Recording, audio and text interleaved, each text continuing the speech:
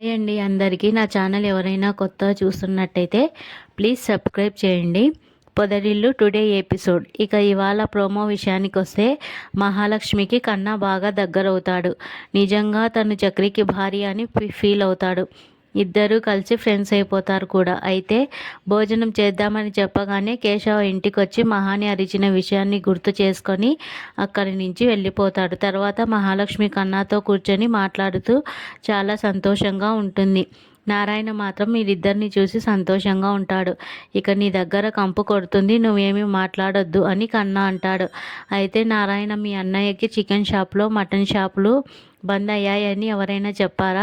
తోటకూర, బచ్చల కూర అంటూ ఆకుకూరలు మేకలకు పెట్టినట్లు పెడుతున్నాడు అని నారాయణ అంటాడు. ఆ మాట వినగానే కన్నా కాస్త కోపంగా ఉంటాడు. మహాలక్ష్మి మాత్రం, ఏంటి మీ నాన్న అలా మాట్లాడుతున్నాడు?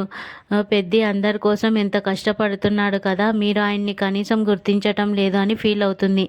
ఆయన పనికి వెళ్ళడమే కాదు, నలుగురికి కావాల్సిన అవసరాలను దగ్గరుండి చూసుకుంటున్నాడు. ఆయన ఓపికకు మెచ్చుకోవాల్సిందే అని మహాలక్ష్మి అంటుంది. అవును వదిన, మా అమ్మ ఎలా ఉంటుందో కూడా మాకు తెలియదు. చిన్నప్పుడే చనిపోయింది. అమ్మ నాన్న అన్నీ అయ్యి చూసుకుంటున్నాడు.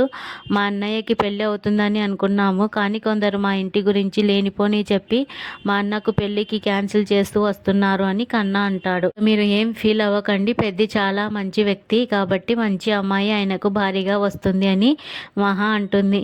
మరి ఆ గాయత్రిని పెళ్లి చేసుకోవచ్చు కదా అని మహాలక్ష్మి అడుగుతుంది. మా ఇంటికి వాళ్ళ ఇంటికి పడదు. వాళ్ళమ్మ మమ్మల్ని ఎప్పుడు ఏదో ఒకటి అంటూనే ఉంటుంది. వీరిద్దరూ ధైర్యం చేయరు. ఇక ఎన్ని రోజులైనా ఇలానే పెళ్ళి లేకుండా ఉంటారో అర్థం కావటం లేదు అని కన్నా అంటాడు. వాళ్ళిద్దరిని మనమే దగ్గర చేద్దాం, మీ అన్నయ్య సంతోషంగా ఉంటే అందరం కూడా సంతోషంగా ఉంటాం కదా అని మహాలక్ష్మి అంటుంది. నువ్వు చెప్పింది కూడా సూపర్ ఐడియా వదిన, మనం ఎలాగైనా సరే గాయత్రి అన్నయ్యకు పెళ్లి చేద్దాం అని కన్నా అంటాడు. ఇక సాయంత్రం అయిన తర్వాత చక్రి అక్కడికి వస్తాడు. మీ ఇంట్లో వాళ్ళు నా ఉద్యోగం పోయేలా చేశారు, నేను ఇప్పుడు ఏం చేయాలో కూడా అర్థం కావటం లేదు అని అంటాడు. నాకు మా నాన్నతో ఒకసారి మాట్లాడాలి అనిపిస్తుంది, మీరు ఒకసారి ఫోన్ చేస్తారా అని చక్రితో మహా అంటుంది. అలాగే అండి, ఫోన్ ఇస్తాడు. ఇక ఆ ఫోన్ లిఫ్ట్ చేయగానే ప్రతాప్ని మహాలక్ష్మి నాన్న అని పిలుస్తుంది. తప్పమ్మ, మీరు ఎవరిని పడితే వాళ్ళని నాన్న అని పిలవకూడదని.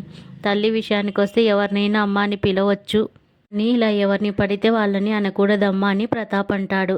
ఇక అసలేం జరుగుతుందో అర్థం కావటం లేదు అని మహా అనుకుంటుంది. నేను చెప్పేది వినండి నాన్న అని ఎంత చెప్తున్నా సరే ప్రతాప్ మాత్రం వినకుండా ఫోన్ పెట్టేస్తాడు. వాళ్ళు నిజంగా నేను చచ్చిపోయానని అనుకుంటున్నారేమో అని మహా కన్నీళ్లు పెట్టుకుంటుంది. అక్కడితో ప్రోమో పూర్తవుతుంది.